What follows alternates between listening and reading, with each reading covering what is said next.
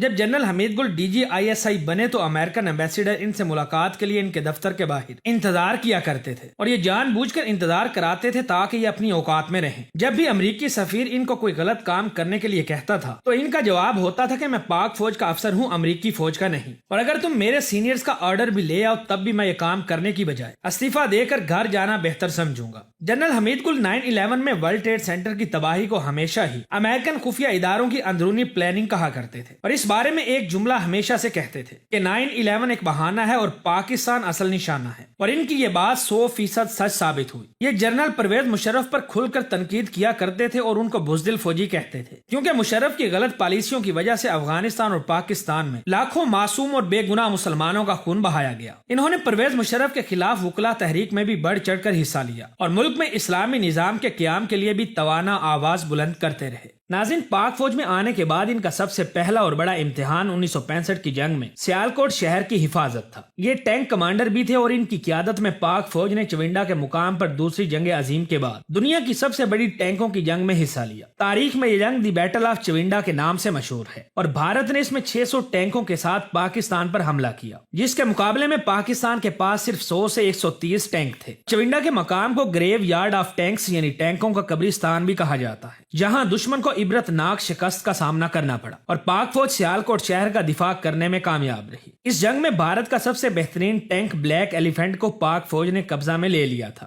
جو کہ آج بھی چونڈا کے مقام پر موجود ہے اور اس شاندار فتح کی یاد دلاتا ہے۔ اس طرح جنرل حمید گل 1971 کی جنگ میں بھی مغربی پاکستان کے محاذ پر بہادری سے ملک پاکستان کا دفاع کرتے رہے۔ ناظرین، جنرل حمید گل اپنی بہادری اور ذہانت سے پروموٹ ہوتے رہے۔ یہ 1972 میں بٹالین کمانڈر کے رینک پر پروموٹ ہوئے۔ 1978 میں بریگیڈیئر کا جب عہدہ ملا تو انہوں نے برطانیہ میں موجود دی رائل ملٹری اکیڈمی میں ملٹری کورس کرنے سے یہ کہہ کر انکار کر دیا کہ انگریز کون ہوتا ہے مجھے جنگ سکھانے والا۔ ان کی ذہانت کا اندازہ آپ اس بات سے لگا سکتے ہیں کہ جب یہ میجر تھے تو ان کی انٹیلیجنس اسٹریٹجیز کو کرنل رینک کے کورس میں پڑھایا اور سکھایا جاتا تھا۔ جب جنرل حمید گل کو DGMI director general of military intelligence بنایا گیا اور پھر جب یہ اپنے عہدے کا انچارج سنبھالنے کے لیے راولپنڈی ایئرپورٹ پر اترے تو ان کی حفاظت کے لیے 10th کارپس کے دستے نے ان کو گھیرے میں لینا چاہا۔ تو اس وقت جنرل حمید گل نے ایک تاریخی جملہ کہا کہ تمہاری ماؤں نے تم کو وطن کی حفاظت کے لیے پیدا کیا ہے، حمید گل کی حفاظت کے لیے نہیں۔ یہ کہہ کر سب کو واپس بھیج دیا اور جب تک فوج میں رہے کبھی بھی اپنی حفاظت کے لیے گارڈز نہیں رکھے۔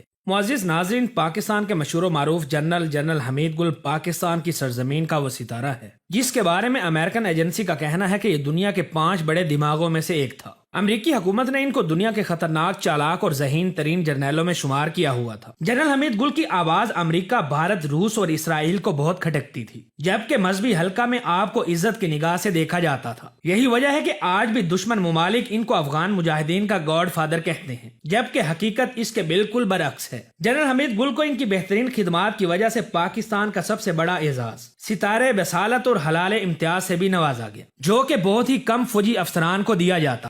ناظرین، جنرل حمید گل 20 نومبر 1936 کو سرگودا شہر میں یوسف زئی پٹھان گھرانے میں پیدا ہوئے۔ ان کے والد ایک کسان تھے۔ انہوں نے اپنی ابتدائی تعلیم گاؤں کے ہی ایک اسکول سے حاصل کی۔ اعلیٰ تعلیم حاصل کرنے کے لیے لاہور کے ایک مشہور اور تاریخی کالج GC یعنی گورنمنٹ کالج لاہور میں داخلہ لیا۔ GC کالج سے انٹر کرنے کے بعد انہوں نے پاکستان ملٹری اکیڈمی کاکول میں ٹریننگ کے لیے داخلہ لیا۔ 18 PMA لانگ کورس پاس کرنے کے بعد یہ باقاعدہ طور پر پاک فوج کا حصہ بن گئے اور اس طرح انہوں نے اپنے شاندار کیریئر کا آغاز کیا۔ ایک اور دلچسپ بات یہ ہے کہ جنرل حمید گل نے ہر عہدے کی پروموشن پہلے سے ہی حاصل کی اور اس کے لیے درکار کورس بعد میں مکمل کیا۔ جنرل حمید گل پاکستان کی تاریخ کے سب سے کم عمر لیفٹیننٹ جنرل ہونے کا اعزاز بھی رکھتے ہیں۔